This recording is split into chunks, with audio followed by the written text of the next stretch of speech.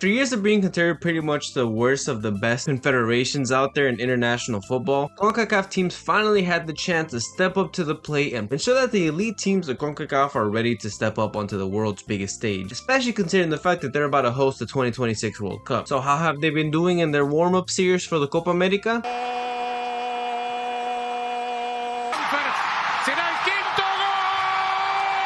Him again, and it's Van Dijk who makes it 4.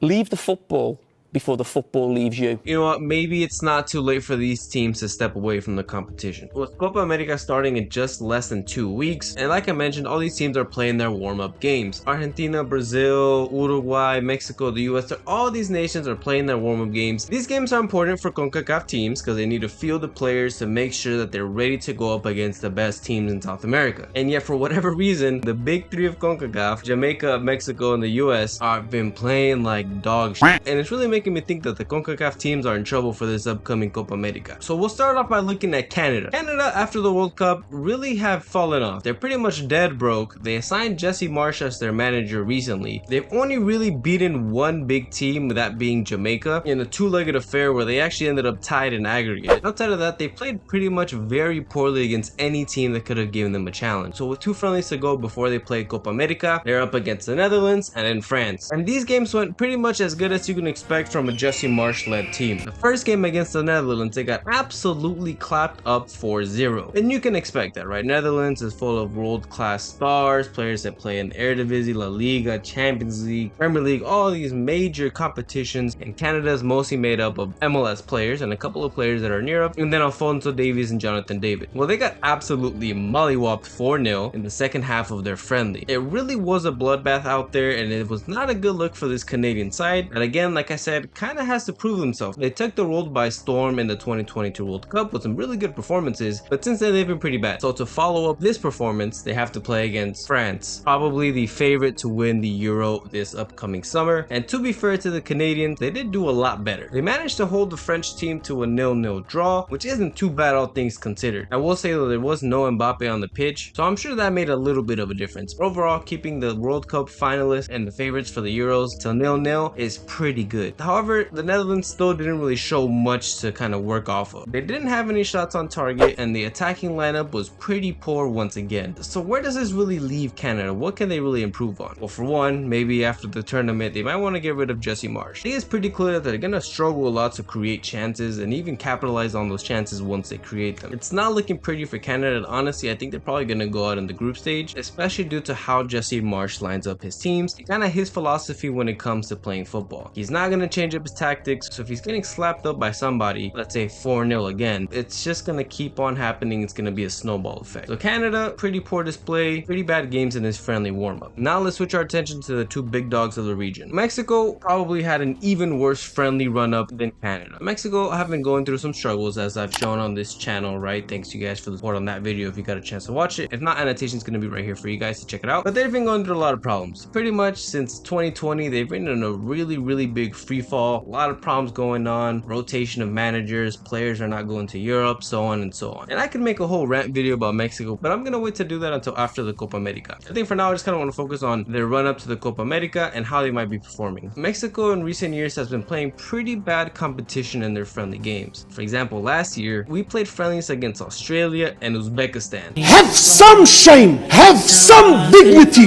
That's not moving the needle anywhere, if we're being honest. So leading into this Copa America, we had Uruguay and Brazil. Finally, we're gonna have the chance to play against some of the best teams and teams that we might even come up against in the tournament. It was really time for Jimmy Lozano and these Mexican players that are coming into the team to really prove that this was gonna be a new era for Mexico. And honestly, the less I can say about the Uruguay game, the better. It was such a poor performance, sloppy defending, ton of individual mistakes, cheaper mistakes. Nothing really felt good about this game. It honestly just felt like Uruguay was toying with Mexico the entire time. After that game, it felt pretty clear that there was not going to be an upturn in performances for Mexico or from the tactics that Jimmy Lozano was putting out on the pitch. So with Mexico's next game being against Brazil, the entire world just thought this was going to be an absolute pounding from Brazil. Luckily for Mexico, Brazil pretty much decided to play their entire B squad. No Vini, no Rodrigo, no Paqueta, so on and so on. So going into the game, it felt like maybe there was a little bit more of a chance. And to Jimmy Lozano's credit, he did change up the tactics a little bit, and it did feel like Mexico was a little bit more compacted at the back, and it felt like they were making smarter decisions, probably because they didn't want to get pounded 4-0 again. However, Mexico Mexico did concede in the first 5 minutes off a pretty quick Brazil counterattack. After that, the game kind of just dragged along until Brazil ended up making it 2-0. At that point, it did kind of feel like it was going to progress into a slow pounding from Brazil, but credit to the Mexican side, they decided to,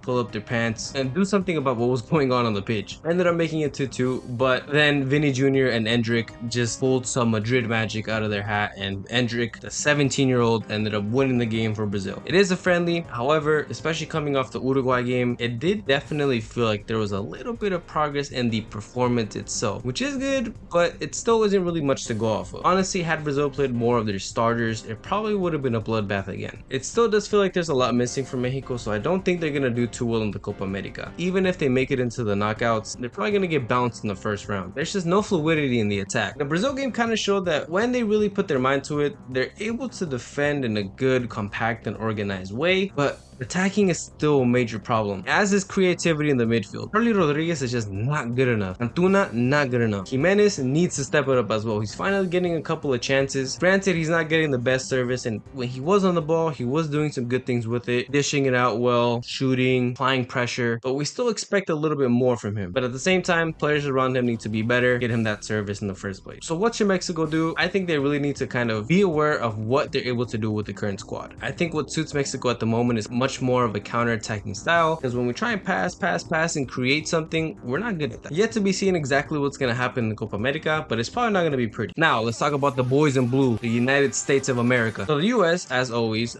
very similar to the English, are very cocky when it comes to their actual ability versus what they end up doing on the pitch. So going into their first friendly against Colombia, a very even matchup on paper. A lot of Americans thought that going into this game, Berhalter finally had a plan for the US, and this was really the chance for things to turn around for them and show the world that they could compete with some of the best in South America, in Colombia, and they ended up getting slapped 5-1. Meaning Canada, Mexico, and the US all got pounded out in their first games in these friendly warm-up games. Absolutely shambolic. You had the US fans making fun of the Mexico fans after they got beat by Uruguay, only for the US to turn around and get absolutely spanked by Colombia in a home game for the USA where there was more Colombia fans. Absolutely terrible display. Guys, these are the countries that are hosting the World Cup in the next couple of years. This is absolutely shambolic. The US was so poor. It was so easy for Colombia to get in behind pretty much the entire game. The US cannot create anything going down the middle. They solely relied on going down the wings, and that never worked. Pulisic got taken out at halftime, so that was pretty much all their creativity gone. It was probably the worst possible display that the US could put out there. And yet the fans expected for them to win. The fans thought that this was really going to be the moment for the US to turn everything around and turn things to the next level. But no, if anything, they definitely regressed more. Why the US decided to go with Berhalter again after they sacked him after